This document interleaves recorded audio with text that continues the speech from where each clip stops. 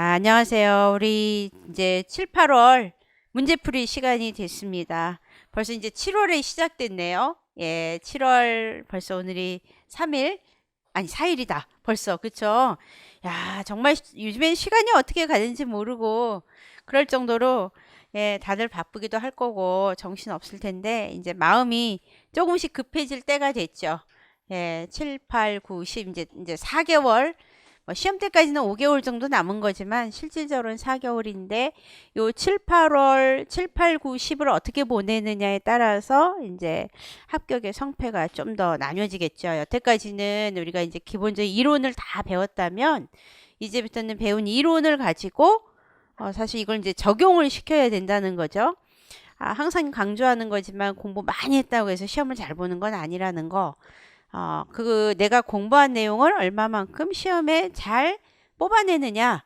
사실 이게 이제 중요한 거기 때문에 우리가 이제 그런 훈련을 해야 되고, 같은 답을 쓰더라도 이왕이면 얼마만큼 잘 쓸 것이냐. 예, 요게 이제 또 아주 중요한 역할을 합니다. 그래서 우리가 배운 걸 가지고 응용해 보고 또 틈나는 대로 내가 이렇게 수업을 진행하면서 들으면서 나 요거 몰랐던 것 같은데 혹은 알긴 알았는데 헷갈려 하는 것들이 있을 수 있어요. 예, 다시 한번 그거 체크 반드시 하시기 바랍니다. 자, 이 시간에는 이제 서양사 2019년 거부터 차례대로 합니다. 그래서 고대 어떤 경우는 2019년부터 어떤 경우는 또 2014년, 10년 이후부터 그래서 기본적으로 1차 과정에서는 2019년부터 2010년 거까지의 문제를 풉니다. 먼저 서술형 문제 2019년부터 거꾸로 연도순으로 내려가 보겠습니다. 자, 그리고 이제 주제별로 하기 때문에 이게 이제 지금 고대 문제예요. 첫 번째가 고대 그리스, 스파르타하고 아테네. 그리고 거의 고대는 그리스 아니면 로마 시험이고, 최근에 이제 헬레니즘 쪽이 조금씩 나오기 시작을 하죠. 전공 A에 나온 거죠. 기억의 내용을 쓰고 니은에 들어갈 명칭을 쓰시오. 여러분들이 잘 알고 있는 내용입니다. 기원 14세기 중엽 파라오 아멘호텝 4세는 급진적 종교개혁을 시도했고, 이를 반대하는 전통적 성직자들을 억누르기 위해 새로운 도시를 세워 천도하였다. 자, 그랬을 때 아멘호텝 4세 하면 우리가 딱 누군가 이걸 떠올려야 되겠죠. 또 종교적 신념을 나타내기 위해 자신의 이름을 아케나톤으로 바꾸기도 하였다. 이 종교개혁의 시대의 엄격한 관례를 따르는 상투적인 이집트 예술은 더 자유로운 구성과 표현 형식으로 바뀌었고 소재도 다양해졌다. 그럼에도 인물의 얼굴과 허리, 다리는 옆모습을 그리고 눈과 어깨는 정면에서 본 모습을 그리는 관행은 유지되었다. 역사가들은 이 시대 이집트 예술 형식을 수도 이름을 따서 아마르나 양식이라고 부른다. 자, 그랬을 때 기본적으로 일단은 아멘호텝 4세 요 시험 문제가 이제 파라오 이제 이야기가 나온 것은 여태까지 거의 안 나왔는데 이게 이제 나와가지고 많은 학생들이 당황을 했을 거라고는 생각을 해요. 우리가 서양의 문명은 기본적으로 동양의 문명을 모방해서 시작했다 이렇게 이제 하고 있고요. 그런 가운데 이제 차츰 독자적으로 발전을 시키는데 이 파라오의 아멘호텝 4세는 기본적으로 이제 다신교 사회를 뭐로 바꿨냐? 일신교 사회로 바꿨다라는 것으로 워낙에 유명합니다. 18왕조의 10번째 파라오로 즉위를 했다고 이야기하고 있고요. 예, 자기의 이름을 이제 원래 이름은 아멘호텝 4세고, 나중에 이거를 아크나톤, 예, 이름으로 바꿨죠. 그래서 아케나톤 혹은 아크나톤 이렇게 얘기하고요. 이 사람의 이제 원래는 아몬을 다스리는 신성한 도시 테베의 지도자. 뭐 이런 뜻이에요. 예, 아몬을 다스리는 신성한 도시의 테베의 지배자. 그래서 자기가 이제 아톤을 섬기는 사람이다 해서 아케나톤이라고 불렀어요. 그래서 다신교였다가 이제 일신교로 이제 바꾸게 되고요. 이 사람 때 이제 아마르나라는 도시를 세워서 이곳으로 이제 천도를 하게 됩니다. 근데 이제 이 사람이 이제 굉장히 조금 자유로운 어떤 당시로서는 좀 혁신주의적인 어떤 모습을 내세우려고 했던 것이죠. 예, 그래서 이 사람 시대부터 이제 조각상을 만들 때 굉장히 사실적인 묘사를 했다고 합니다. 그래서 유명한 사람의 그 모습을 석고로 뜨는 것도 요 사람 때 하게 됐고요. 또 벽화에도 손가락, 발가락 같은 거를 아주 굉장히 정밀하게 묘사를 한 것도 요 시대라고 해요. 그러면서 조금 더 자유로운 어떤 형식을 이제 많이 도입을 하려고 했다고 하죠. 다만 여기에 나온 대로 인물의 얼굴, 허리, 다리 있는 옆모습, 눈과 어깨는 정면에서 본 모습을 그대로 그렸다. 관행이 그대로 유지됐다라고 하는데, 이것은 이제 뭐냐면 우리가 동방 양식하고 서양의 양식에 좀 이제 그 애초에 기본적으로 좀 차이가 나요. 서양의 양식은 굉장히 좀 독창적이고 작가의 생각을 굉장히 많이 존중해서 자유로운 방식으로 하는 데 비해서 오리엔트의 방식은 기존의 신관들이 딱 정해준 그 형식에 의해서 해요. 그래서 건축가나 미술가가 중요한 게 아니라 이 동방 세계에서는 제사장이 누구냐에 따라서 이 형식이 정해지고 한 번 정해진 형식은 그대로 유지가 된다라는 거죠. 그래서 굉장히 조금은 경직되고 좀 획일적인 성향을 많이 띈다. 우리가 이렇게 얘기하거든요. 예, 그랬을 때 이 사람의 이제 조금 그런 것들은 유지를 했지만 그 외에 나머지들은 좀 더 자유로운 분위기의 어떤 모습들을 이렇게 이제 만들면서 당시에 이게 이제 미술에서 시작이 된 건데 이 미술뿐만 아니라 사회적 분위기까지 조금은 좀 더 자유로운 어떤 모습을 띠게 만들었다 이렇게 얘기하고 있습니다. 우리가 그래서 이 수도의 이름을 따서 뭐라고 부르냐? 아마르나 양식이라고 부릅니다. 그래서 기억의 내용 급진적 종교 개혁 뭐라고 불러야 되냐? 다신교 사회에서 뭐로 바꿨냐? 일신교로 바꾼 거. 다신교에서 일신교, 아톤을 섬기는 이렇게 쓰면 되겠죠. 다신교에서 아톤을 섬기는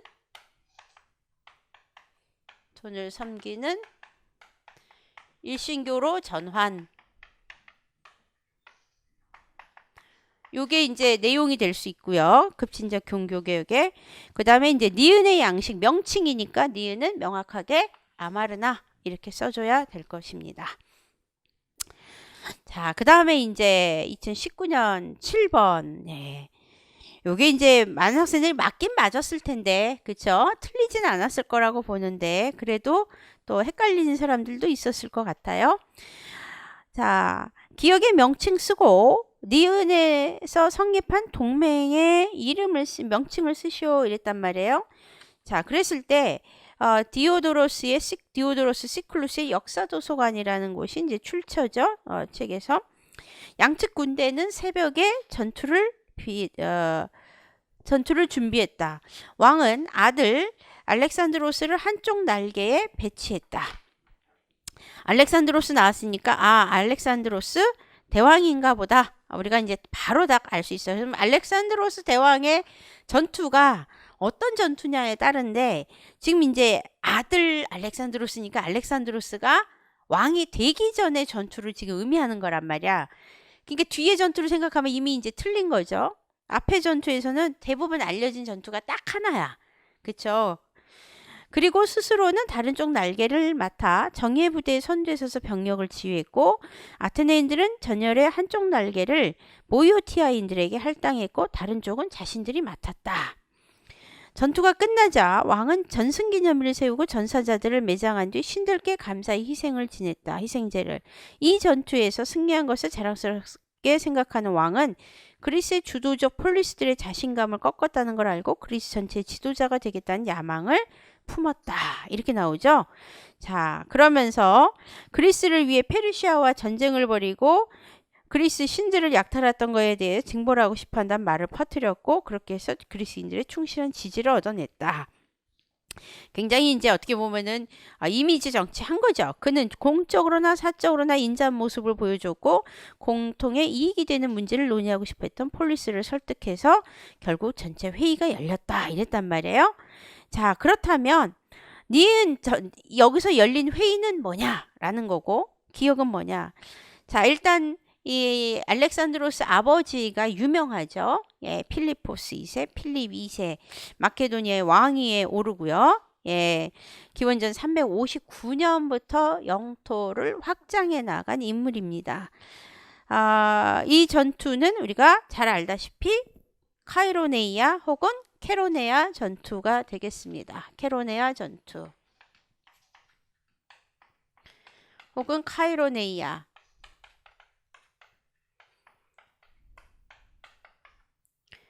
그래가지고 이게 이제 말이 많았어. 케로네아를 어떻게 쓰냐. 뭐 카이로네아는 안 되냐.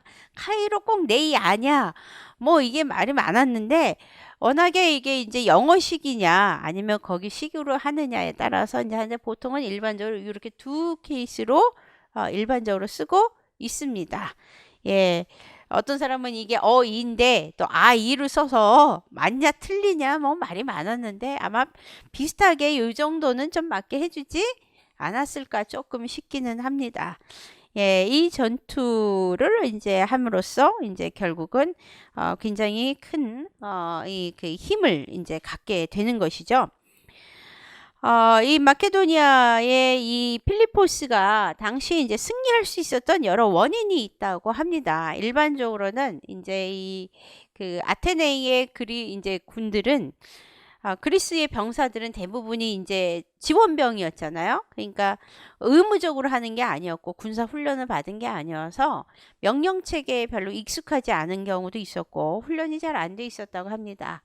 근데 그것을 이제 이 마케도니아 필리포스 왕이 통치하면서부터 이제 이 마케도니아는 이제 그 군대를 굉장히 훈련을 많이 시켰고 일단 명령에 제대로 그 복종하지 않는 자들은 즉각 처형을 시키면서 굉장히 그 팔랑크스 제도로 활용을 엄청나게 했다라는 것이죠. 그러면서 이제 자기들의 군수품을 스스로 짊어지고 뭔가를 하면서 직접 하려고 이제 그 훈련을 시켰고요. 또 특히 이제 군대 유지금은 광산 개발로 역시 충당을 했다 이렇게 알려져 있습니다. 그래서 굉장히 그 병참술도 뛰어나고 전략도 뛰어났기 때문에 이때 이제 전투에서는 승리할 수밖에 없었다 이렇게 보고 있고요. 그 전투가 카이로네이아 전투입니다. 그래서 카이로네이아 예, 이렇게 이제 스펠링은 이렇게 돼요. 카이로네이아. 예. 자, 이 카이로네아 전투에서 이제 승리를 하고 나서 이제 346년에 예, 346년에 이제 나중에 마케도니아하고 이제 아테네가 평화 조약을 맺게 됩니다. 어쨌든 그 이후 이 카이로네이아 전투에서 승리하고 나서 어떻게 보면은 이제 이 사회 그리스 사회를 하나둘씩 이제 치기 위해서 왜냐면 이제 그 지역의 이제 패권자가 돼야 되잖아요. 그래서 원래는 우리가 패권이 아테네 이제 처음에는 뭐 아테네하고 스파르타가 거의 비슷한 어떤 상황이었고 그 다음에 페르시아 전쟁 이후에 아테네가 제국으로 가다가 이게 결국 나중에 펠로폰네소스 전쟁을 하게 됐죠. 그 이후에 스파르타가 주도권을 갖게 됐는데 얼마 못 갔잖아요. 그리고 나서 테베로 갔는데 이 테베의 주도권 다 뺏으면서 사실 그리스 사회의 전체적 주도권을 이제 이 마케도니아가 갖고자 하는 거죠. 그래서 뭐 이제 그 열린 회의가 뭐냐? 그게 코린트 회의죠. 그래서 코린트 동맹 회의. 예, 그래서 정답은 니은은 코린트 동맹 회의가 되겠습니다. 예. 이 코린트 동맹 회의가 열리면서 이제 그 어떻게 보면 이제 통일 체제를 조금 더 갖췄다. 이렇게 이야기하고 있습니다. 이게 346년에 이제 아테네하고 마케도니아가 이제 어떻게 보면 평화 조약을 맺었지만 나중에 이제 이 아테네가 배신을 하죠. 이 데모스테네스가 당시에 이끌었을 때 마케도니아의 반대 정책을 펼쳐가지고 이 비잔티온하고 연맹을 결성하면서 이제 이 테베하고 하나의 그 힘을 이제 이루게 되죠. 이렇기 때문에 이제 결국 마케도니아가 이 필리포스를 중심으로 해갖고 아테네 테베를 중심으로 한 연합군에 맞서서 싸우게 되는 것이죠. 자, 그다음에 이제 2018년 거 이제 보겠습니다.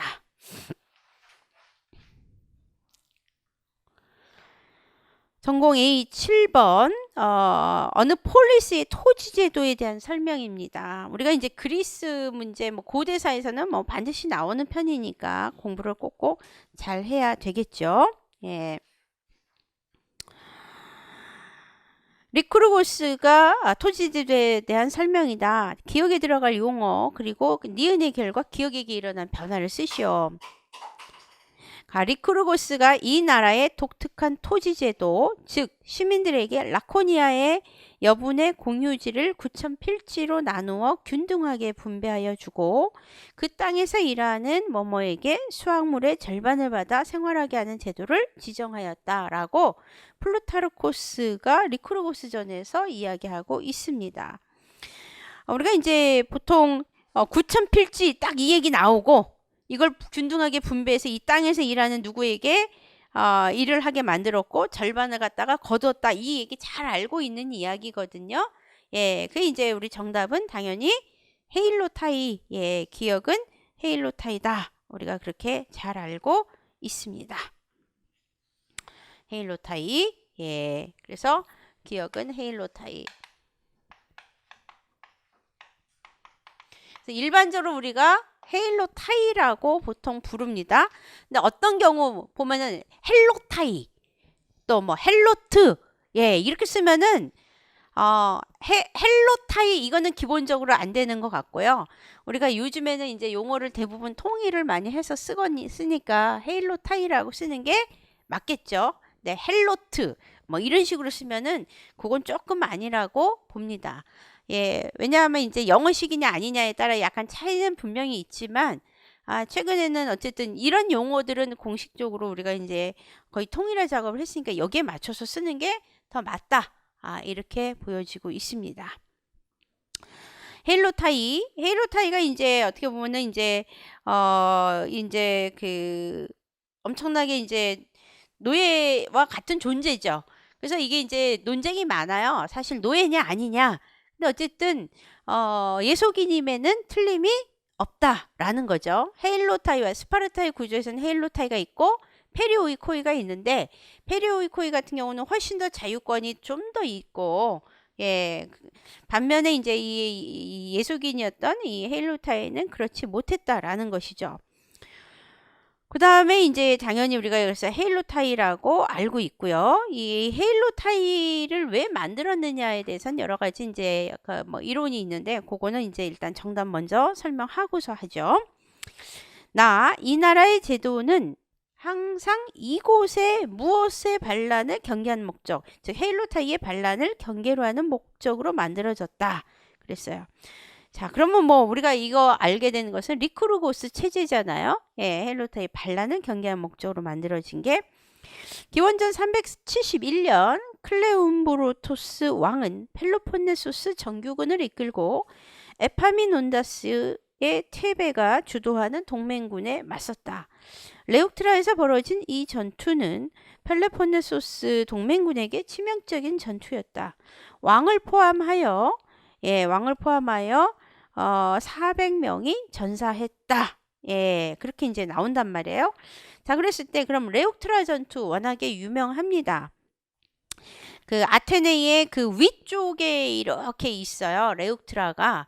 예, 그래서 내가 지도를 만들어 놨는데 못 갖고 왔는데 자, 우리가 이제 기본적으로 이 레옥트라 전투에서 이제 결국은 헬로타이가 어떻게 되느냐? 이 메세니아로 진주하게 되고 헬로타이가 결국은 이로 인해서 자유를 얻고 독립을 할 수 있도록 도와준 거죠. 예, 그래서 헬로타이가 자유를 얻고 독립을 도와준다.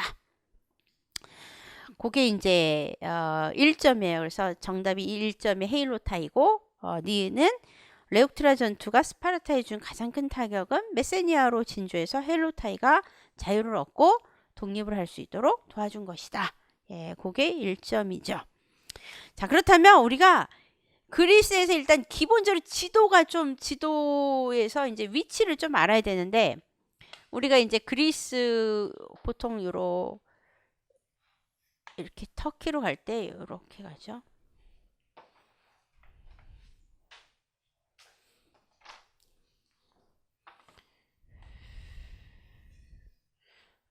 이렇게 올라간다고 칩시다. 그렇게 하고 여기에 섬들이 여러 섬들이 있죠. 이렇게 하고 그 다음에 여기가 이렇게 조금 뻗어 나오고, 그리고 이 주변에 이렇게. 자, 우리가 이제 대충 뭐 이런 식으로 이렇게 그린다면 여기가 이제 뾰족뾰족 튀어나오긴 하는데 너무 아래다 그렸나? 자, 우리가 얘가 이제 콘스탄티노폴리스라고 치고, 콘스탄티노플이 있는데 치고, 요게 이제 우리가 이제 그리스 반도가 보통 요즘 이렇게 요즘에는 이렇게 있지만 어쨌든 이렇게 섬들로 쭉 여기에 이제 큰 반도도 있고 섬들도 주변에 이렇게 이어지는데, 일반적으로 우리가 여기가 아테네라고 한다면, 여기 이제 너무 크게 그렸죠? 네, 이렇게 만약에 이렇게 한다면 아테네는 요쯤에 있어요. 아테네. 네, 아테네가 이제 요쯤에 있고, 그 다음에 그 위쪽으로 이렇게 있는 게 여기가 뭘까요? 아테네 위쪽 북쪽으로 이렇게 있는 게 테베예요. 테베. 테베가 이렇게 보통 있었고요. 그 다음에 여기가 이렇게 있고, 그 다음에 이쪽으로 이렇게 있는 데가 그게 마케도니아. 마케도니아고, 예, 그래서 위치는 좀 알아야 돼요. 마케도니아고, 그 다음에 우리 펠로폰네소스 반도 어딥니까? 여기죠, 여기. 예, 그래서 여기가 여기. 그래서 펠로폰네소스 반도. 이 펠로폰네소스 반도에 위치한 게 요게 이제 스파르타죠. 예, 그래서 스파르타가 여기 이렇게 있습니다. 스파르타. 스파르타가 이쪽에 있고, 자, 그럼 메세니아는 어디 있어요? 메세니아. 요 펠로폰네소스 서남부에 있습니다. 서남부에. 그래서 이쪽이 메세니아예요. 그래서 전체적으로는 우리가 이제 펠로폰네소스 반도고, 요 부분이 메세니아야. 그래서 서남부, 스파르타의 서남부에 있습니다. 그 다음에 레옥트라 전투라고 한다면 여기에요. 여기. 여기가 레옥트라 전투. 예, 레옥트라 전투. 그 다음에 이제 여기로 이렇게 연결해서 요 끝쪽이 바로 뭐가 있냐면 코린트. 예, 여기가 이제 코린트가 있어요. 코린트. 물론 지도상에서는 좀 더 달라. 내가 그린 거하고는 다른데 어쨌든 우리가 크게 그냥 이렇게 알아볼 수 있게 본다면 대충 이렇게 있다라는 거예요. 예, 코린트, 레옥트라. 그 다음에 우리 뭐 여기에도 이제 나중에 지명 여러 군데 나오는데 암피폴리스가 이쪽에 이렇게 있고요. 예, 그래서 요 지역들이 상당히 문제가 되고 이제 있는 곳이고, 예, 요러한 상황에서 이 스파르타는 일찍부터 요 메세니아를 이제 점령을 해서 이곳에 있던 사람들을 이제 어떻게 보면은 데려다가 예속인으로 삼았다, 이렇게 보는 거죠. 예.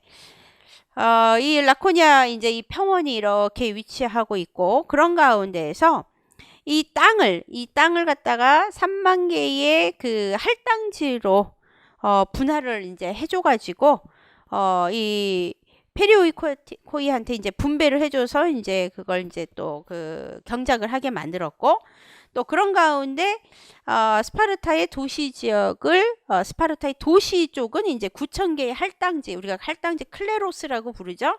이걸 나눠서 예, 시민에게, 즉 스파르타 시민에게 분배했다고 일반적으로 이야기를 합니다. 그래서 이 라코니아의 나머지 땅 3만 개의 할당지로 분할한 건 페리오이코이한테, 그 다음에 스파르타 안에 있는 도시 지역은 9천 개의 할당지로 해서 시민에게 분배를 했고, 예, 그렇게 해서 이제 리크루고스가 재분배를 했어요. 근데 리크루고스가 왜 했냐? 여러 이유가 이제 나오는데, 오늘날 어쨌든 플루타르코스의 내용이 알려진 바에 따르면 리크루고스 이 당시에 이 스파르타가 너무 국가적으로 불평등했다라는 거야. 불평등하고 이 부가 소수의 사람에게 집중이 되어 있었다는 거죠. 그래서 이거를 리크루고스가 이렇게 되면 사회가 위험하니까 이렇게 되면 안 되겠다 해가지고 결국은 요거를 이렇게 다 분배하게 만들었다라는 거죠. 그러면서 분배한 상황에서 이제 기본적인 요 도시 지역의 이 그 경작을 누구에게 맡겼냐? 이 메세니아의 헤일로타이에게 맡겼다 이렇게 얘기해요. 아무래도 이제 메세니아 사람들이 초기에 그 도리아인 이 스파르타인들은 도리아인 후손이잖아요. 그러다 보니까 굉장히 반항을 많이 했던 것 같고 그래서 이들을 이제 그 예속인으로 삼았다 이렇게 봅니다. 그런 상황에서 이 헤일로타이가 이제 그 특수한 의복을 입혀가지고 굉장히 그 스파르타 사람들이 그 좀 모욕감을 많이 줬다는 거죠. 예, 모욕감을 많이 주고 거의 매일 채찍을 그 맞았다고 하고 있고요. 또 술 마시고 춤추게 만들고 젊은이들 그 경고를 세워서 본보기를 삼기도 했고요. 매년 그 스파르타가 특정일 이 메세니아를 정복한 날을 기념해 갖고 매 해마다 전쟁을 선포를 했답니다. 그러면서 그 날을 배경으로 해 가지고 이 좀 반란의 어떤 기미가 있는 사람들, 이 사람들을 매일 그런 핑계로 해서 다 죽였다. 뭐 이렇게 이야기를 하고 있어요. 그래서 이 메세니아 사람들은 정말 말 그대로 이 스파르타인들을 막 씹어먹고 싶을 정도로 죽여버리고 싶을 정도로 그렇게 미워했다라는 게 오늘날 사료에 남아 있어요. 예. 그런데 이게 이제 나중에 레옥트라 전투가 벌어질 때 문제는 이쪽 사람들이 입장에서는 얘들을 이제 치고 싶은 거란 말이야. 예. 이 펠로폰네소스 전쟁을 할 때에는 동맹할 때는 나름대로 이 둘이 이렇게 친근한 관계였거든요. 친근한 관계였는데 요게 이제 그 이후가 되면 4세기 이후가 되면 서로 주도권 싸움을 하게 되죠. 하다 보니까 얘하고 사이가 멀어진 거야. 그래서 결국은 여기서 이렇게 전투를 해서 이렇게 싹 가게 되는데 이 전투에서 결국은 얘네가 이 스파르타가 미우니까 누굴 도와주냐? 이쪽을 도와주는 거지. 예. 그래서 당시에 이 에파미논다스, 여기는 에파미논다스지만 보통 에파메이논다스 이렇게 얘기하거든요.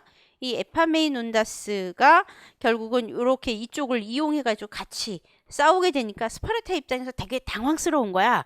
예, 왜냐하면 자기들이 열심히 싸우고 있는데 뒤에서 또 얘네가 자기들을 치게 되면은 곤란해지잖아요. 그래서 결국은 어쩔 수 없이 우리 싸우는데 도와달라. 그러면 우리가 너네들 자유롭게 해줄게. 이렇게 된 거죠. 예, 그래서 그리고 그 전에 이렇게 테베를 많이 도와줬다는 거지. 그래서 나중에는 견디다 못해서 얘들한테 일종의 이제 해방을 전제로 해가지고 결국은 이제 그 지원을 받았다. 이렇게 이야기하고 있습니다. 그래서 요때 이제 이 이끌어간 사람이 바로 이제 테베의 에파메논다스 이렇게 얘기하죠. 예, 그래서 우리가 기본적으로 이름을 좀 몇몇 이름들을 좀 알아야 돼요. 왕의 이름을. 예. 스파르타에서 꼭 알아야 되는 사람은 여러분도 아까 공부했던 파우사니아스. 테베에서 유명한 사람은 에파메논다스. 그다음에 뭐 아테네야 워낙에 잘 알죠. 아테네는 뭐 데모스테네스도 있고 테미클레스도 있고 그쵸? 그다음에 솔론도 있고 뭐 페리클레스도 있고 워낙에 잘 알아. 그쪽은. 근데 이제 스파르타에서는 이렇게 좀 알아야 돼요. 예. 그다음에 이 레옥트라가 있는 요쪽이 우리가 이제 뭐라고 부르냐? 보이오티아. 요쪽 지역이다. 이렇게 얘기하고 있어요. 예, 보이오티아 지역. 예.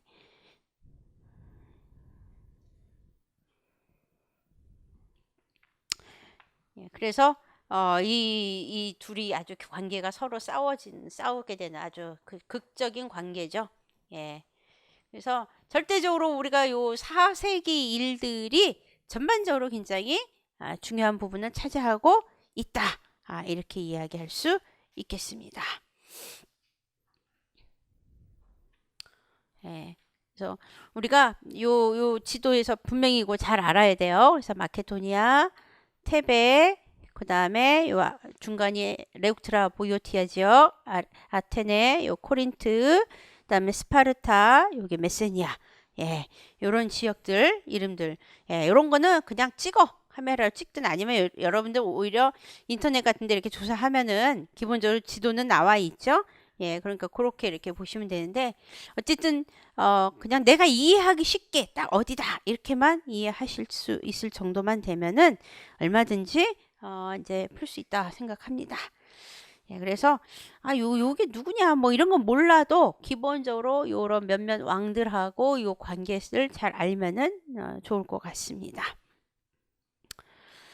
뭐 그 외에 뭐 이제 여러분들의 아마 받은 그 5개년 기출이나 이런 데 보면 좀 더 자세하게 나와 있죠. 에파메니논다스하고 뭐 이런 어떤 싸움에 대해서 전투에 대해서 그거 이렇게 잘 보시면 좋겠습니다. 그래서 우리가 이제 기본적으로 스파르타에서는 반드시 가장 중요한 게 요 메세니아하고의 관계, 예, 메세니아하고의 관계하고 테베하고의 관계, 그 다음에 이제 그 이전에는 아테네하고의 관계, 그 다음에 이제 그 이후에 이제 요 시기쯤 되면 어쨌든 페르시아도 끼어들기 때문에 페르시아하고의 관계, 예, 우리가 이게 이제 그리스 사회를 아는데 굉장히 중요하다 이렇게 보고 있습니다. 자, 그 다음에 이제 또 많이 나온 이제 2016년 예, 테테스 이야기잖아요. 예, 전공이 14번 가 다에 들어갈 인물을 순서대로 쓰시오. 그리고 나에 들어갈 명칭을 쓰시오. 테테스들이 전쟁에 참여함으로써 얻은 밑줄 친 정치적 혜택을 쓰시오. 이렇게 돼 있죠. 자, 뭐 이거는 워낙에 유명하야. 예, 뭐 틀린 학생이 없었을 거라고 봐. 이것도 틀리면 진짜 말이 안 되지. 예. 그리스 민주정치의 발전 과정에 대해서 가는 누구냐라는 거잖아요. 가는 재산에 따라 시민을 4등급 구분했다. 이거는 우리가 공부한 사람이면 너무나 잘 아는 거야. 솔론. 예, 솔론.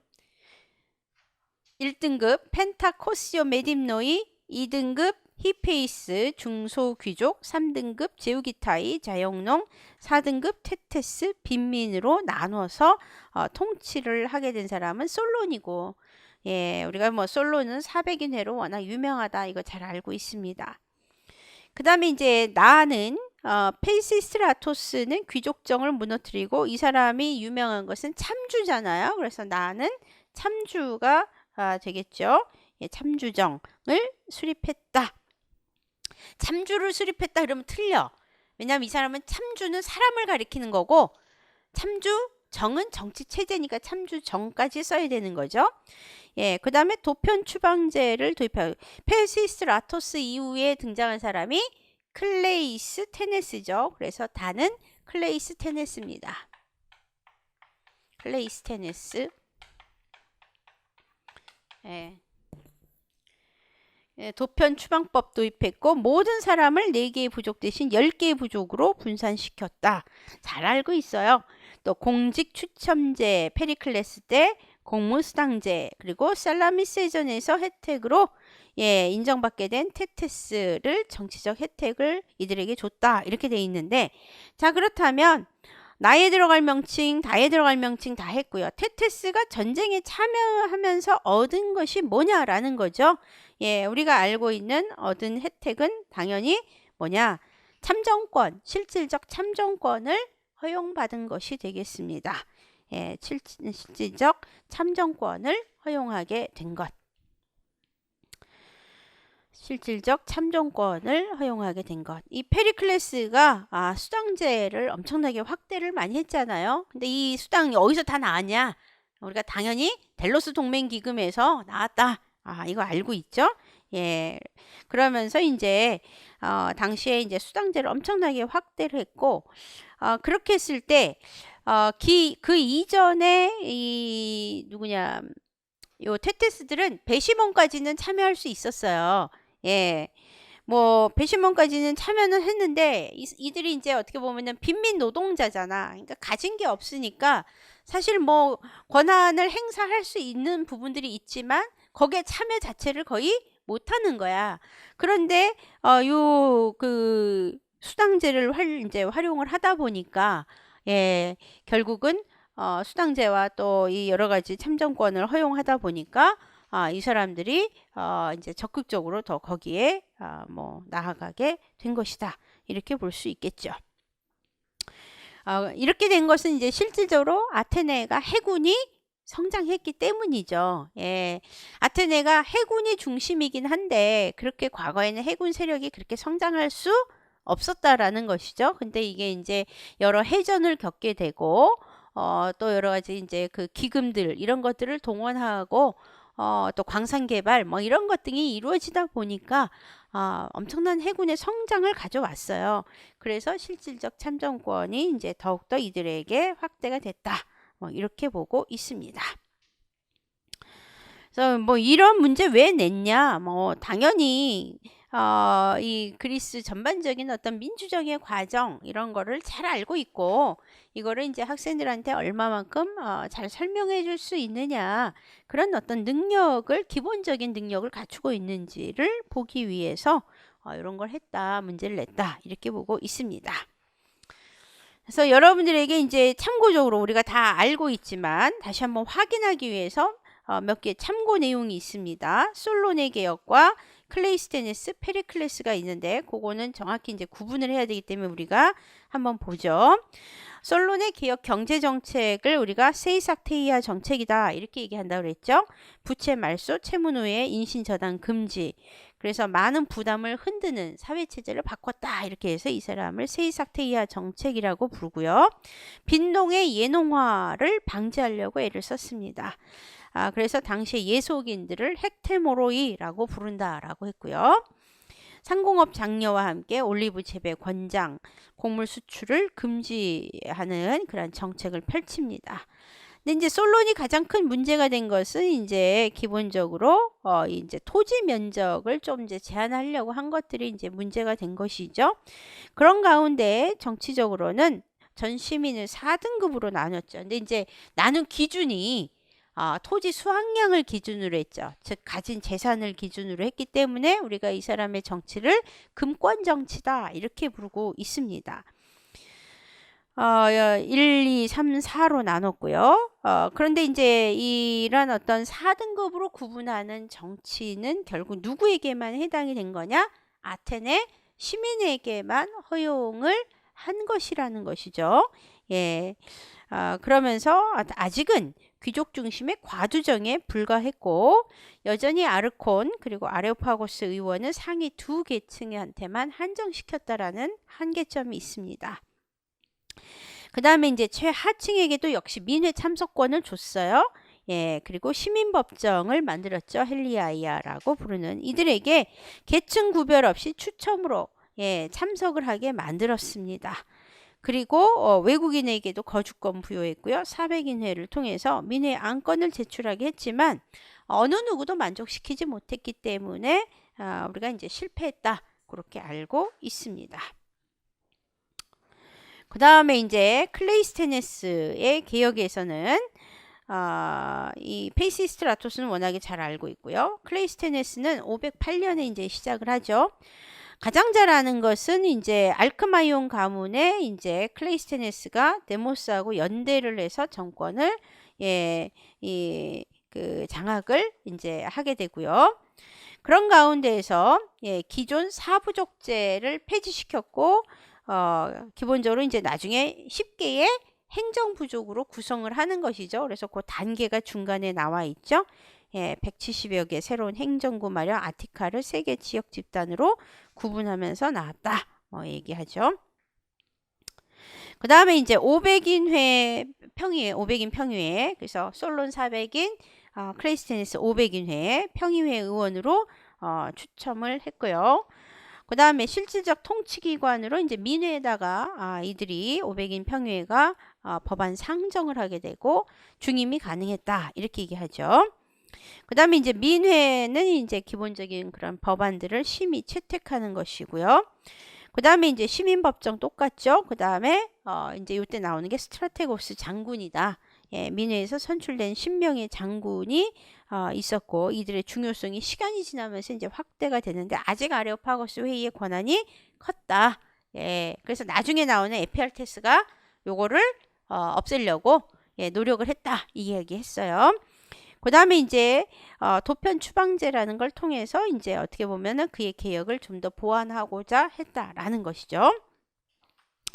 그 다음에 이제 페리클레스 개혁 이야기, 개혁 이야기에서 이제 요게 예전에 객관식에서 시험에 나왔기 때문에 이 부분 잘 알아야 된다 그랬어요. 페리클레스가 정치적으로 등장하는 시기가 기원전 460년대. 당시 보수파와 개혁파의 대립 문제가 됐고요. 스파르타 관계를 어떻게 할 거냐라는 것이죠. 463년 스파르타의 지진 발생과 함께 메세니아인들이 메토네 산을 점거하면서 항거를 했고, 아무래도 이제 수적으로는 열세였기 때문에 아테네한테 이제 원조를 요청했는데, 이때 두 파로 나뉜다 그랬죠. 보수파 키몬, 스파르타와 평화 그리고 지원 주장. 반면에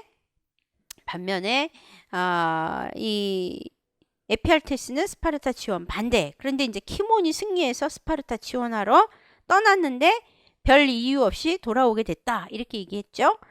그래서 아테네가 이걸 국가 모독으로 생각하면서 키몬의 등을 돌렸고 권력을 그래서 에피알테스가 잡았습니다.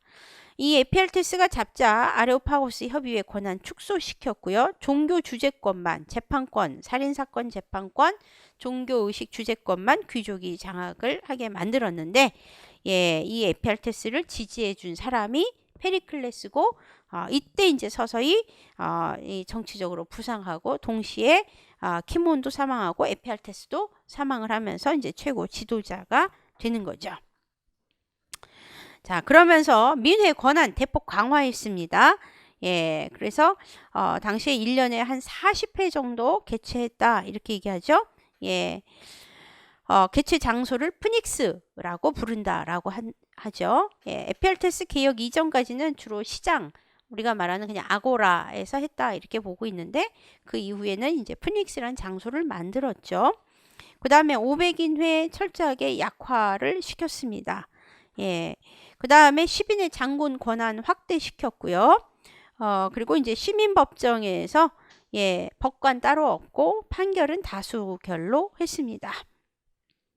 그 다음에 이제 수당제 확대가 아주 유명하죠. 그 다음에 시민권 제한법 신설. 아까 수당제를 많이 주다 보면 국고가 탕진될 확률이 높으니까 그걸 막으려고 양친이 모두 시민인 자에게 시민권을 부여했다. 그래서 나중에 자기 그 사생아가 하나 있는데 거기 이제 문제가 되죠. 자, 그 다음에 이제 2015년 문제 보겠습니다. 전공 B 서술형 5점짜리죠. 가서술의 소재가 된 전쟁의 원인, 나서술에 나타난 역사 서술상의 특징을 두 가지 쓰시오. 이게 5점인데 왜 5점이겠어요? 내가 볼 때는 이 5점은 보통 우리가 5점짜리 점수가 좀 어려운 내용을 포함하고 있는데, 내가 볼 때 이 문제는 점수를 아마 주려고 5점을 한 게 아니냐, 이런 생각이 좀 들 정도로 그렇습니다. 그리스 서술 방식 워낙 유명하죠. 자, 가보죠. 이 글의 서술 목적은 인간들이 행적이 지나간 시간이 지나면서 망각되고 헬라스인들과 비헬라스인들의 위대하고 놀라운 업적이 사라지는 걸 막고, 무엇보다도 헬라스인과 비헬라스인들이 서로 전쟁을 하게 된 원인을 밝히는 데 있다. 이 헬라스하고 비헬라스로 구분을 한 것은 바로 헤로도토스의 역사에서 시작이 됐죠. 그래서 헤로도토스의 역사, 보통 페르시아 전쟁사로 알려진 역사에서 시작이 됐습니다.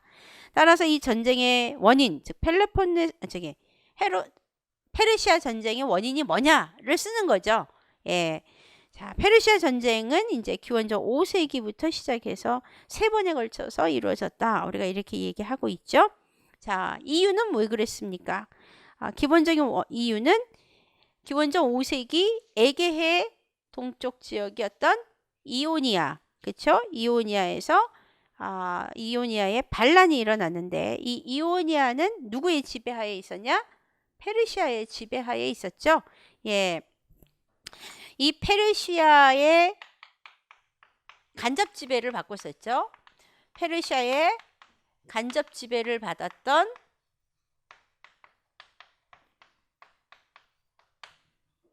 이오니아의 도시 반란이 문제였고, 반란이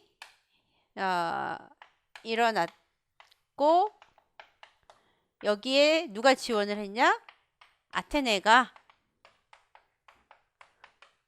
지지를 표명해 줬죠. 예, 그러다 보니까 이게 문제가 돼가지고 일종의 이제 이 그 페르시아 전쟁이 시작이 된 거죠. 물론 우리가 공부했지만 페르시아는 일찍부터 이쪽으로 오려고 생각하고 있었다는 거죠. 근데 이제 계기를 이제 적당히 지켜보고 있던 상황에서 이런 문제가 발생하자 이때다 해가지고 이제 나오게 된 것이죠. 예, 그래서 요 시기에 이 이오니아의 반란이 일어났고 여기에 지지해줬기 때문에 이제 시작이 됐습니다. 그래서 사실은 페르시아는 일찍부터 이제 그 지중해 쪽으로 진출을 하려고 그 주변 에게해나 지중해 주변에 있는 많은 폴리스들을 그렇게 포섭을 하고 있었다는 거죠. 그래서 거의 간접지배 상황에 놓여 있었는데 갑자기 그냥 아테네나 그리스 사회가 나타나가지고 이 이오니아를 이제 반란이 일어나서 여기에 이제 지지를 해주니까 문제가 된 거죠. 그 다음에 나저술에 나타난 역사 서술상의 특징을 쓰시오 그랬어요. 그래서 아까 가는 헤로도토스고 나는 전쟁 중에 일어난 사건에 대해 말하자면 나는 들은 대로 혹은 내 의견에 따라 기술하지 않고 나는 들은 대로 혹은 의견에 따라 기술하지 않는데 즉 객관적 서술을 하겠다 이거야. 자기는 내가 직접 체험한 것이든 남에게 들은 것이든 최대한 엄밀히 검토한 다음 기술하는 걸 원칙으로 했다. 검토를 한대. 비판적 서술인 거죠. 이거 딱 보면. 내가 기술한 역사에는 설화가 없어서 재미없을 것이다. 그러나 과거사에 관해 그리고 인간 본성에 따라 언젠가 비슷한 형태로 되풀이될 미래사에 관해 명확한 진실을 알고 싶어하는 사람은 내 책을 유용하게 여길 것이며 나는 그것으로 만족한다. 이번 전쟁은 아테네인과 펠로폰네소스인들이 에우보이아 섬을 함락하고 맺은 30년 평화조약을 파괴해서 일어났다. 자, 우리가 잘 알다시피 이것은 뭡니까? 펠로폰네소스 전쟁의 역사를 쓴 투키디데스의 역사서술 방식을 묻고자 함입니다. 우리가 투키디데스 잘 알죠? 예, 투키디데스 아주 비판적 서술을 한 거란 말이에요. 예, 그랬을 때 이 사람의 역사 서술의 특징을 쓰랬어요. 그래서 특징이 어렵지는 분명히 않습니다. 자, 특징 첫 번째 특징 뭡니까? 기본적으로 우리가 역사를 어떻게 보면 처음 시작한 것은 헤로도토스다라고 말하지만 헤로도토스는 사실 나열과 많은 사료를 수집한 거에 어떤 장점이 있다 이렇게 보는 거고요.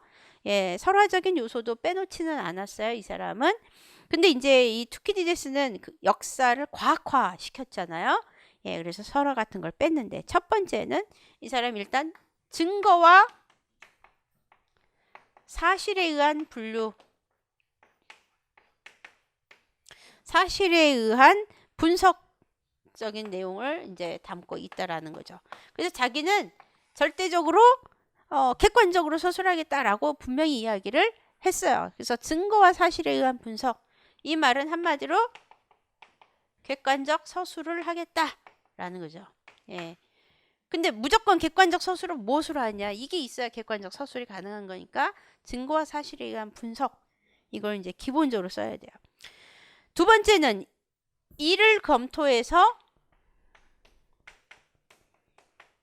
검토하여 과학 비판적 서술을 하고 비판적이고 과학적 서술을 하는 것이다 라는 거죠. 비판적이고 과학적인 서술을 하는 거다.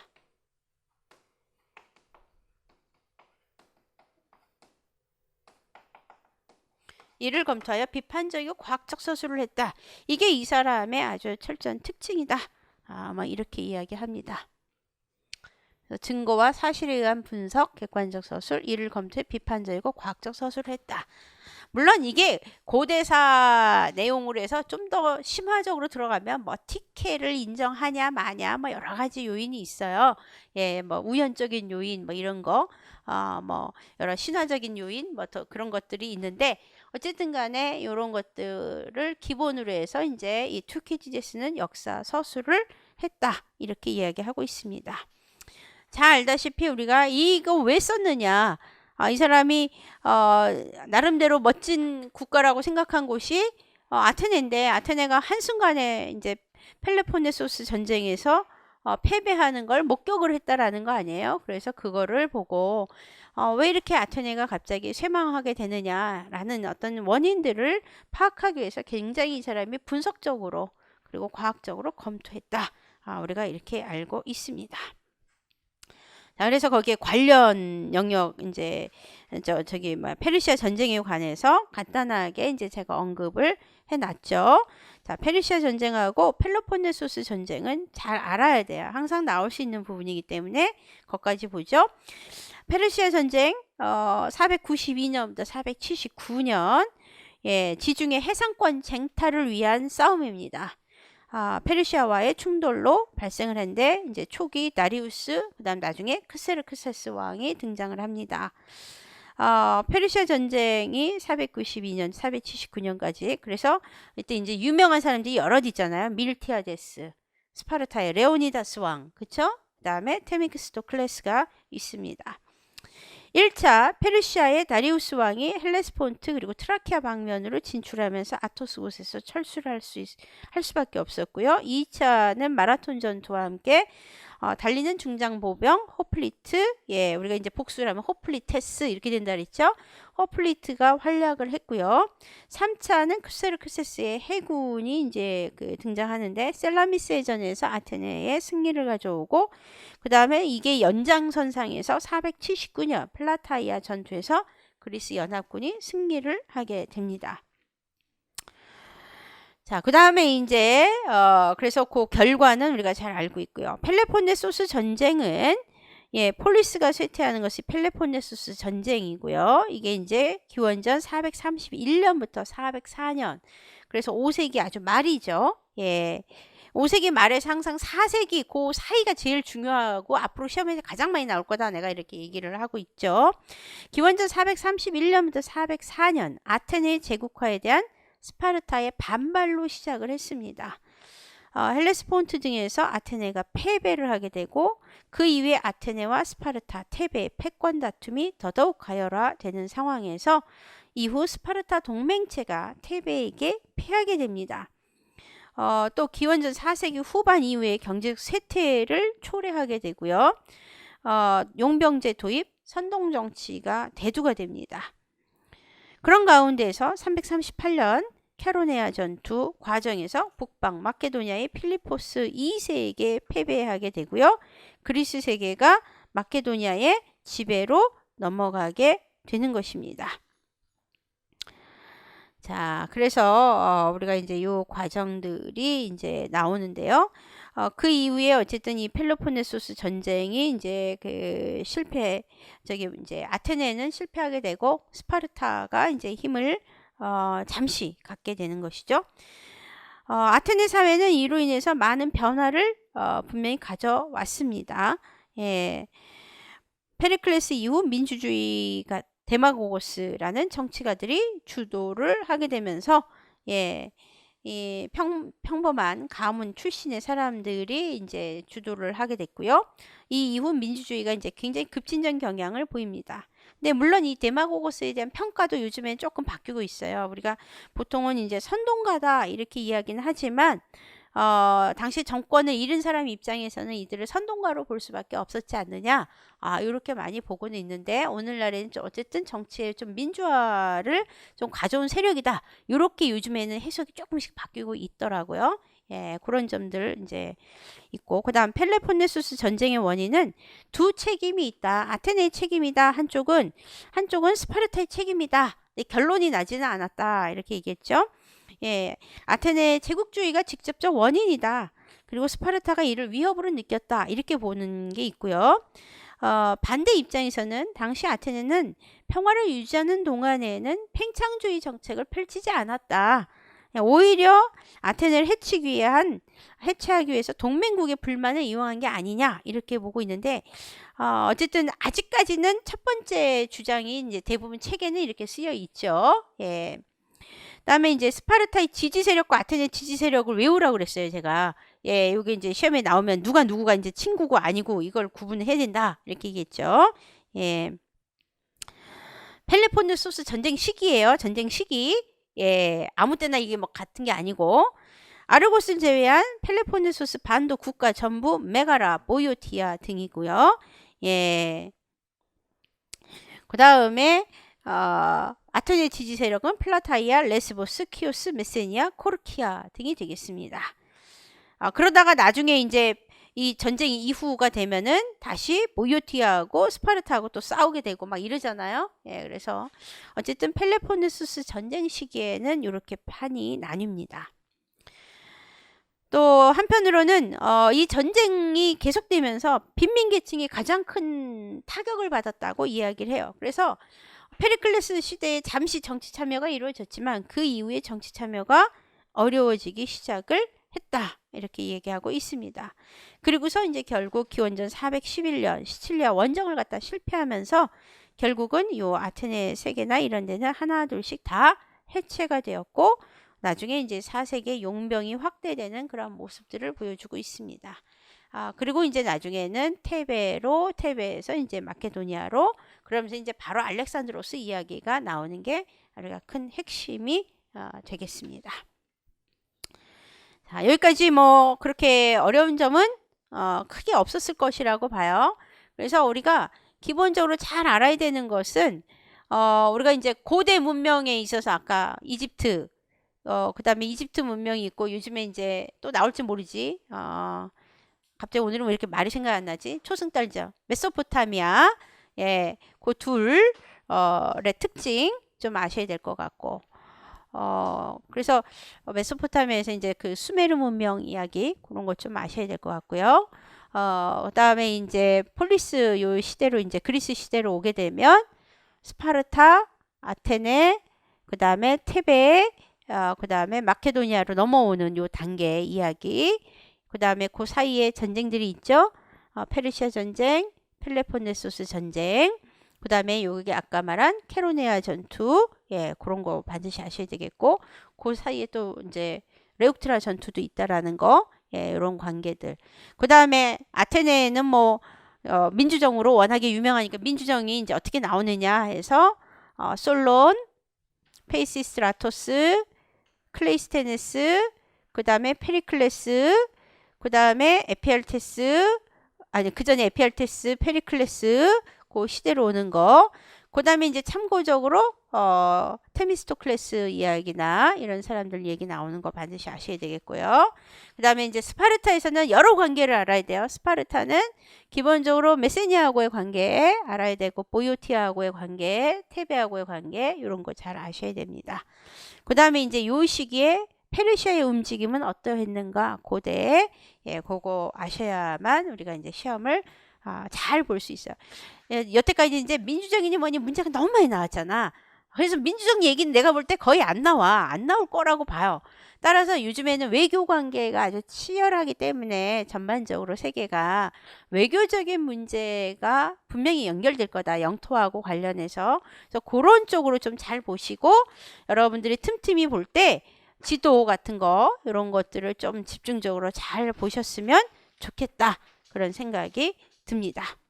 자, 조금 쉬고 10분 쉬고 우리 이제 객관식 문제 한번 상세하게 풀어보겠습니다.